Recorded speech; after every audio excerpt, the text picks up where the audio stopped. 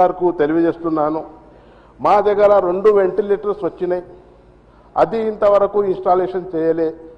అదేవిధంగా baby care warmers ఏదైతే ఉన్నాయి 5 నేషనల్ హెల్త్ మిషన్ నుంచి వచ్చిన baby care warmer machines installation చేయకుండా అక్కడ ఉన్న డెలివరీ అయిన పిల్లగాళ్లకు ప్రైవేట్ హాస్పిటల్ పంపించి లక్షల రూపాయలు దోసుకుంటున్నారు. దానికోసం దయచేసి మీ ద్వారా ప్రభుత్వం ఇచ్చిన ఇన్స్ట్రుమెంట్స్ పెట్టేసి మన గరీబోళ్లకు న్యాయం చేయాలని కోరుకుంటున్నాను.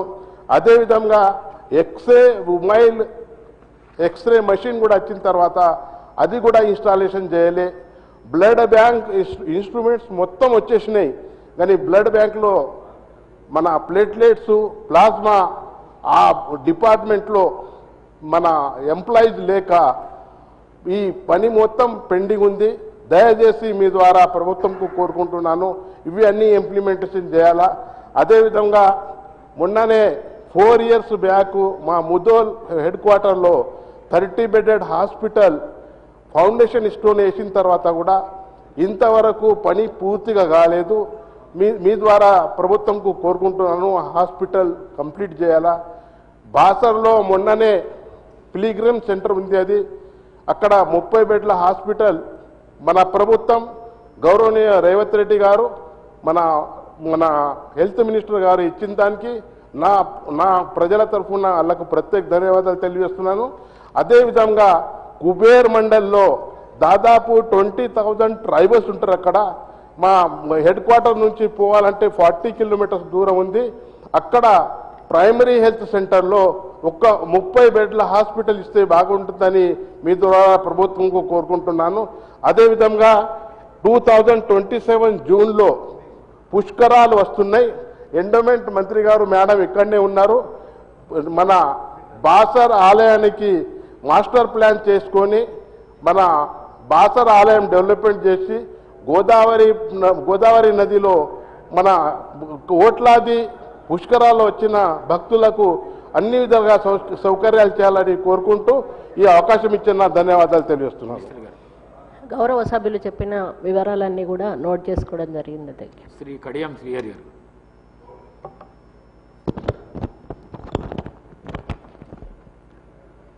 ధన్యవాదాలు అధ్యక్ష. ఉమ్మడి వరంగల్ జిల్లా చారిత్రక నేపథ్యము అందరికీ తెలుసు. ఉమ్మడి వరంగల్ జిల్లాలో అనేక విద్యా సంస్థలు, ప్రధానంగా హెల్త్ యూనివర్సిటీ కానీ, కాకతీయ యూనివర్సిటీ కానీ, నేషనల్ ఇన్స్టిట్యూట్ ఆఫ్ టెక్నాలజీ కానీ, వెటర్నరీ కాలేజ్, అగ్రికల్చర్ కాలేజ్, అనేక విద్యా సంస్థలు ప్రస్తుతం వరంగల్లో ఉన్నాయి. అదొక విద్యా కేంద్రంగా బాసిల్లుతున్నది. విద్యా కేంద్రంగా బాసిల్లడమే కాకుండా క్రీడలకు కూడా ఒక కేంద్రంగా వరంగల్ పట్టణము, వరంగల్ జిల్లా ఉన్నది అధ్యక్ష. వరంగల్ జిల్లా నుండి అర్జున అవార్డు గ్రహీతలు ఉన్నారు, ద్రోణాచార్య అవార్డు గ్రహీతలు కూడా ఉన్నారు. జాతీయ అంతర్జాతీయ పోటీలలో పాల్గొన్న క్రీడాకారులు కూడా అనేక మంది ఉన్నారు. దీన్ని దృష్టిలో పెట్టుకొని వరంగల్ను క్రీడా కేంద్రంగా అభివృద్ధి చేయాలనే ఆలోచన చేసి ఉమ్మడి వరంగల్ జిల్లాకు సంబంధించిన ఎమ్మెల్యేలందరం కూడా కలిసి గౌరవ ముఖ్యమంత్రి గారి దగ్గరికి వెళ్ళి వారికి అంతర్జాతీయ ప్రమాణాలతో వరంగల్ కేంద్రంలో ఒక క్రికెట్ స్టేడియాన్ని నిర్మాణం చేయాలని, అదేవిధంగా ఒక రెసిడెన్షియల్ స్పోర్ట్స్ స్కూల్ కూడా వరంగల్లో ఏర్పాటు చేయాలని, ఈ 2 విద్యా సంస్థలను నెలకొల్పడం ద్వారా తెలంగాణలో మనం క్రీడలను ప్రోత్సహించడానికి వీలవుతుందని చెప్పాము. వెంటనే ముఖ్యమంత్రి గారు స్పందించి మన తెలంగాణలోనే హైదరాబాద్ తర్వాత అతిపెద్ద పట్టణం వరంగల్ కాబట్టి వరంగల్ అన్ని రంగాలలో మనం అభివృద్ధి చేయవలసిన అవసరం ఉన్నదని మాతో ఏకీభవించి తక్షణమే క్రికెట్ స్టేడియం నిర్మాణానికి స్పోర్ట్స్ స్కూల్ ఏర్పాటు కూడా వారు ఆదేశాలు ఇవ్వడం జరిగింది. అయితే తాత్కాలికంగా ఇప్పుడు జవహర్లాల్ నెహ్రూ స్టేడియంలో తాత్కాలికంగా స్పోర్ట్స్ స్కూల్ మాత్రము ప్రారంభించుకోవడం జరిగింది.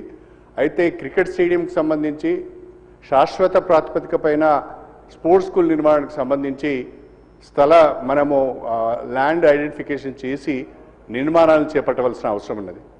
ఇక్కడ నేను గౌరవ మంత్రివర్యులు, సంబంధిత మంత్రివర్యులు, ఏకనామధేయులు వాకిటి శ్రీహరి గారు మిత్రులు ఇక్కడే ఉన్నారు. మా జిల్లా మంత్రి సోదరి కొండా సురేఖ గారు కూడా ఇక్కడే ఉన్నారు.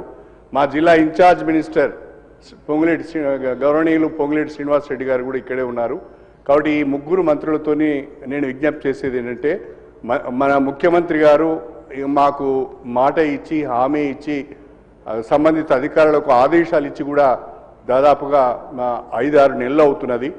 తక్షణమే దీనిపైన ఒక నిర్ణయం తీసుకొని త్వరితగతిన వరంగల్ కేంద్రంలో క్రికెట్ స్టేడియం నిర్మాణానికి, స్పోర్ట్స్ స్కూల్ నిర్మాణానికి చర్యలు తీసుకోవాల్సిందిగా మీ ద్వారా ప్రభుత్వానికి విజ్ఞప్తి చేస్తున్నారు. మినిస్టర్ గారు సార్, సభలు చెప్పినటువంటి విషయాన్ని నోట్ చేసుకొని ఇంతకుముందే దాని మీద చర్చ జరిగింది. ఖచ్చితంగా దీన్ని ప్రభుత్వానికి వినియోగిస్తాం sir. Thank you. Shri Naveen Yadav గారు.